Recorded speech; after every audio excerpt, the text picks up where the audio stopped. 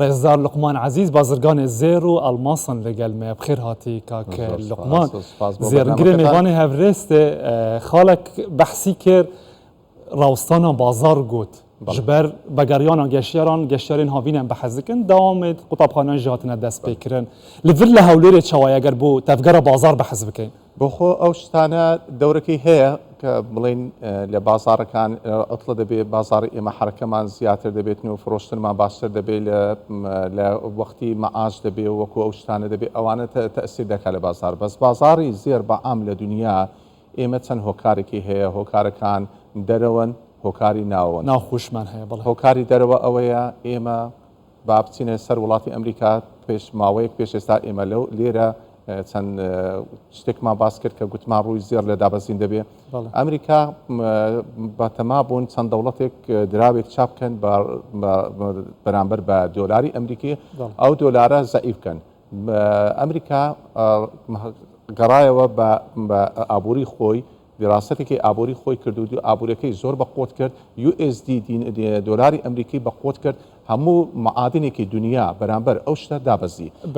بە یۆڕۆ بگرە بە پارەی مەسەن پاوەند بگرە بە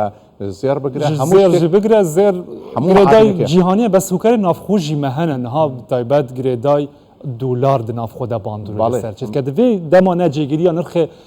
dînar beramber bi dolar di bazarên Herêma Kurdistanê çi bandûrek li ser zêr jî çêkiriye hûn li ser wê jî tehdîd dikin ser erazî بەڵێ ئێش تهدید دەکەین ئەوە ئێمە ئەوەی بە فەقرێ خلاصکەین ئی ئەمریکی ئێستا لە ئەمریکا چەندین ئابووری هەڵواستنەکان کە دەردەچێت ڕۆژانە ئەوانە هەموو بە فایدەی ئەمریکیە زۆر باشە بخۆم لە خانوبەرە لە فرۆشتن لە دۆلار ئەمریکی ئێستا ئابووری ئەمریکا جێگیر بۆ زۆر باش بۆ ڕۆژ بە ڕۆ لیڤلی بەرەوسەرەوە دەچێتن دۆلاری ئەمریکی دێنە سەر ئەوروپا وەزعێکی زۆر خراپی هەیە بە لەندەن بگرە بە ئەوروپا بگرە هەموو لەبارەی وەزعیەتی فایدە مەسەنە تۆ دەبێنێت ساڵانە پاشەکەفتت هەیە ئەو پاشەکەفتەیە دەچێت دەبتە زێر دەستەوە بانکەکان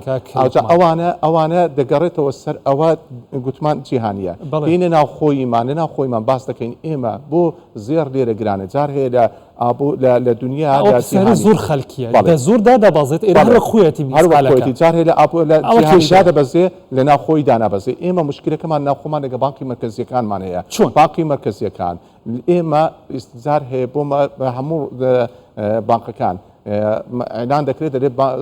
وەرەقەیەک دەبێتە 132,000 دینار بەڵێ ئەگەر بێتە 132,000 دینار ئەوە فەرمیەکە بەڵێ یەک مسقال زێر 65,000 دینار دادەبەزێ ئێمە مشکلی ناوخۆییمان هەیە نە مشکلی دەرەوەیمان باشە مشکلی ناوخۆی واتە تهدیدکردنی نرخی زێرژی لەسەر ئەساسی نرخی بازاری ئازادی دراوەکانە جێگیر نییە ئەگەر هاتوو ئێمە بانکەکانمان بانکی مرکزیەکانمان هەمووی جێگیر بوون لەسەر 132,000 ئەو وەختە لە ئۆنسەکەی جیهانیش کە بەرزونیزمی دەبێت 100 ئۆنسیش بچێتە سەرێ 15,000 بەنمونێک بینەوە کاک لقمان ئێستا لەگەڵ نرخەکانی دوێنێ لە بەیانی تا ئێستا 9 دلار لە ئەونسە کەم بوونەتەوە وەک بەڕێستان بینیتە لەسەر ڤیدیۆڵ باسمان کرد کەواتە لە مسقالەکە چەند بووە لێ مسقالەکە بە 435 بوو ئێستا بە 425 بەڵێ تقریبا لە کیلۆیەک 1000 دلار هاتوۆتە خوارەوە 10,000 دینار دابەزیەوە بەس بە مقابلی ئەوەش لە بازار تۆزێک دلار سست بووە ئەگەر بێ دۆلارەکە زیاتر ئەو وەختە زیاتر دادەبەزێ ئێمە ناوخۆیشمان کە دەڵێن بازارمان نییە و ئۆتڵێ و ئەو شتەیە ئێمە دەگەڕێتەوە سەر ئەوە ئێمە ئێستا ئەوەندە مەشارع پەیدا بووە مەشارعی بیناسازی پەیدا بووە مەشارع ئەوشتان خواست لەسەر زێرکڕین کەم بووە پێشتر خەڵکێک پارەی زیادی یەدەگی پێبایە دەهات زێڕی دەکڕی زێڕەکەی لە ماڵی خۆی دادەنا جا ئەگەر فایدەی لێ بکرد یان فایدەی نەکرد باش ئەوە خەڵک بازرگان بەڕێستان و خەڵکی دیکە هەناردەشتان هەیە بۆ دەرەوەی وڵات یەکێک لە وڵاتان دراوسێمان تورکیا نێزیک و بازرگانێکی باشی لەگەڵ یەکدی هەیە هەردوو لایەن بەڵام لەم ماوانەدا باجی خستە سەر تورکیا لایەنی خوکە زێر هاوردە بکە ئەمە چه کاریگەریەکی لەسەر بازاری ئێوە هەبووە کاریکە زۆر هۆکار هەنێ ئێستا ئیش و کاری زێڕنگری تورکیا کەوتۆتە دەست دەوڵەتی تورکیا دەست حکومەتی تورکیا ئێستا حکومت ئەو زێرە حرەکەی پێدەکا پێشتر لە دەست مواتم بوو ئێستا لە دەست حکومەت ئالوگۆر پێدەکا ئەو فەرقی کە پەیدا بووە لە تورکیا چیلۆی 2,000 دلار پەیدا بووە 1,500 دلار پەیدا بووە ئەمە کارگە لەسەر ئێرە کردووە کوردستان کارگەرەکەی زۆری کردووە لەبەر ئەوەی ئێمە فەرقی حواڵە دەدەین فەرقی زێر دەدەین $2000 فەرقی هێنانەوە دەدەین ئەوە هەموو $2000 بوو چەند